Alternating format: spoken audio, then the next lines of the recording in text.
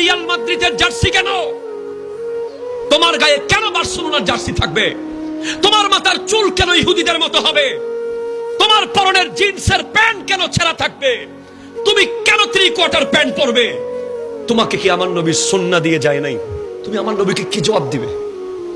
তুমি কি জানো আজকে তুমি যে নিজেকে মুসলিম দাবি করছো, এই ইসলাম দাঁড়িয়ে আছে রক্তের উপরে, রক্তের উপরে।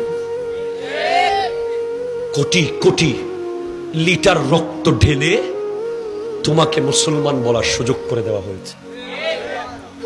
তুমি একটু কি ভেবে দেখেছো? হযরতে আলী আসগর গলার মধ্যে তীর খেয়ে পানি যখন না খেয়ে চলে গেছে, সেই ইসলাম আজকে তোমার এখানে। হযরতে আলী আকবর 70 টুকরা হয়েছে। হযরতে আমির হামজা রাদিয়াল্লাহু তাআলা আনহুকে 70 টুকরা করে কলিজা বের করে চাবানো হয়েছে তোমাকে ঈদুল ফিতর দেওয়ার জন্য, তোমাকে ঈদুল আজহা দেওয়ার জন্য, তোমাকে মাহে রমজান দেওয়ার জন্য, তোমাকে কোরআন দেওয়ার জন্য।